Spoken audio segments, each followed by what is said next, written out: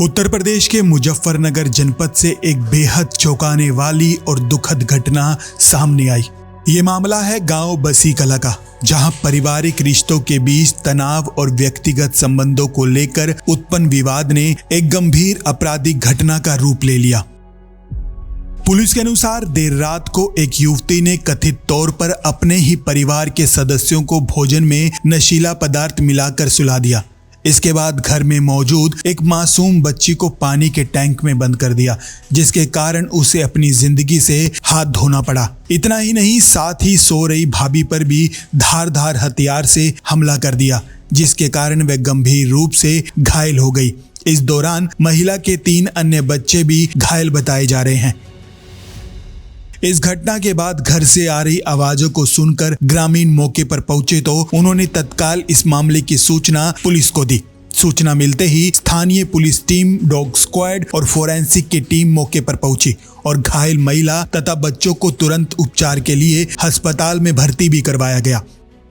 महिला की गंभीर स्थिति को देखते हुए डॉक्टरों ने उन्हें मेरठ रेफर कर दिया है। वहीं घर की तलाशी के दौरान पुलिस ने पानी के टैंक से मासूम बच्चे के शव को भी बरामद कर लिया। इसके बाद पूरे गांव में शोक की लहर दौड़ गई। जांच के दौरान संदेह के आधार पर हिरासत में ली गई युवती से जब पूछताछ की गई तो मामला धीरे धीरे स्पष्ट हुआ। बताया जा रहा है कि आरोपी का गांव के ही एक युवक के साथ व्यक्तिगत संबंध था, जिसका परिवार द्वारा विरोध किया जा रहा था। पुलिस के मुताबिक इस पारिवारिक विवाद के चलते ये घटना घटित हुई। इस पूरे मामले की जानकारी देते हुए एसएसपी मुजफ्फरनगर संजय कुमार वर्मा ने बताया कि आरोपी महिला को हिरासत में लेकर आवश्यक कानूनी कार्रवाई की जा रही है और मामले की गहनता से जांच भी जारी है। फिलहाल पुलिस ने शव को पोस्टमार्टम के लिए भेज दिया है और संबंधित धाराओं में मामला दर्ज कर आगे की कार्रवाई भी शुरू की जा चुकी है। खैर, ये घटना एक बार फिर सोचने पर मजबूर करती है कि क्या पारिवारिक संवाद और मानसिक संतुलन इस तरह की घटना को अंजाम दे सकते हैं। इस वीडियो में देखकर आप सहज ही अंदाजा लगा सकते हैं कि ये घटना कितनी भयानक रही होगी। बहरहाल, इस घटना के बाद पूरे इलाके में भी शोक की लहर है। वहीं इस खबर को सुनने के बाद हर किसी के पैरों तले जमीन भी खिसक रही है। मुजफ्फरनगर से राहुल कुमार की ये खास रिपोर्ट।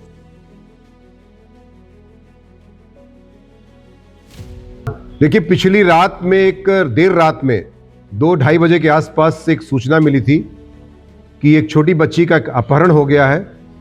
इस परिदृश्य में जब पुलिस मौके पर, शाहपुर पुलिस पहुंचती 112 के माध्यम से सूचना के आधार पर, तो उस सूचना पे जब पुलिस वहां छानबीन करती है, तमाम तथ्यों को देखती है, तो वहां पर एक महिला जो है अपने कक्ष में, जो सास ससुर के कक्ष में वो सोई हुई थी खाट पे अपने बच्चों के साथ। उसे पेट में चोट लगी हुई है चाकू की और वो कराह रही थी तथा इस आधार पर जब पुलिस ने पूछताछ उससे किया तो वो उसमें बताने की स्थिति में नहीं थी, लेकिन उसका मेडिकल ट्रीटमेंट आवश्यक था, क्योंकि कुछ आंत के पार्ट भी बाहर उसके आ रहे थे। तो उसको इलाज के लिए तत्काल पहले वहाँ की CSC भेजा गया, उसके बाद वहाँ से रेफ़र करके मेरठ इलाज के लिए भेजा गया। और जब पुलिस ने उस बच्ची के बारे में बातचीत किया अन्य घर वालों से, तो उन्होंने कहा कि बच्ची नहीं मिल रही है। तो इस पर पुलिस ने हर पहलू पर, हर जगह, हर स्थान पे जाकर चेक किया। तो अंत में जो है, जहां पर बर्तन धोया जाता है, उसके घर के अंदर ही जो पानी की टंकी थी, उस पानी की टंकी में, जो कि ढक्कन से ढका भी हुआ था, उसमें एक डेड बॉडी मिलती है छोटी बच्ची की, जो फ्लोट कर रही थी ऊपर। उसे ये फिर जब गहराई से पूछताछ की जाती है पूरे परिवार को ले जाकर थाने पर, तो ये जो शुभा जो है, जो उसकी ननद है, जो उसकी भाभी थी, फिरदौश की भाभी, उसकी जो है उसको स्वीकार कर लेती है ननद, और ये बताती है कि मेरे द्वारा एक अपने पड़ोसी से प्रेम संबंध चल रहा था और मेरी शादी भी मेरी भाभी ने तय करा दी थी और मुझे अपने प्रेमी से बात करने में बार बार बाधा के रूप में आ रही थी, टोकती थी, रोकती थी, डांटती फटकारती थी। इस प्रकार उसके दिल में काफ़ी दिनों से जहर भर गया था। ये प्रेम संबंध लगभग 2 से 3 साल पूर्व बताया जाता है, और वो इस जहर भरने की वजह से लगभग 1 महीने से इसके दिमाग में इस तरह का घटना को अंजाम देने का प्लान चल रहा था। और 8 दिन पहले उसने जो है तमाम नशा की गोलियां मंगाई थी और 16 गोलियां पूरे परिवार के खाने में तथा चाय में मिलाकर उसने दिया। सारा परिवार पूरी तरह से सो गया, स्वयं उसने ग्रहण नहीं किया। बच्ची चूंकि छोटी थी, उस पर ज़्यादा असर पड़ गया, तो उस बच्ची को उठा करके सीधे पानी की टंकी में डाल दिया, जो थोड़ी देर बाद उसकी मृत्यु हो गई और ऊपर फ्लोट करने लगी बॉडी।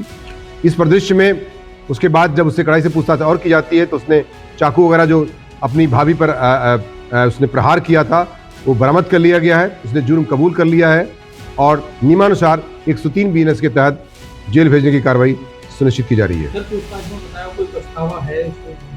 देखिए, अभी तक जो पूछताछ है अभी भी उसके चेहरे पर कोई ऐसा भाव नहीं है जिससे पछतावा। उसने कहा कि जो मैंने किया, मेरे प्रेम में बाधा उत्पन्न हो रही थी, मेरी शादी जबरदस्ती तय करा दी थी मेरी भाभी ने, मैं बिल्कुल से शादी नहीं करना चाहती थी और बार बार मेरे बात करने में, मेरे प्रेमी से रोकने में हमेशा रोकती टोकती रहती थी, जिसके कारण से मेरे दिमाग में तमाम रिजेंटमेंट, अमर्स और क्रोध विद्यमान हो गया था, जिसकी वजह से मैंने इस घटना को इस तरह से अंजाम दिया है। कितने बार किया सर चाकू? जी, प्रेमी का कोई रोल है? इसके प्रेमी का रोल की जांच की जा रही है, जबकि वो यहाँ पर लगभग यहाँ से 2000 किलोमीटर दूर उसका लोकेशन मिला है। अभी उसकी जांच की जा रही है, लेकिन एक व्यक्ति का जरूर रोल उसमें मिला है, जो उसने किसी खास चीज के बदले में उसको जो है ये सारी गोलियां बाजार से लाकर खरीद कर दिया था। कितने बार किए सर चाकू के उसमें? उसने चाकू के वैसे उसने 2 बार स्वीकार किया, लेकिन ऐसा लगता है कि उसे 3 बार उसने प्रहार किया है उसकी बॉडी पर, जिसकी वजह से गंभीर चोटें आई थी और उसका इलाज अभी भी चल रहा है और डॉक्टर ने उसे खतरे से प्रथम दृष्टया बाहर बताया है।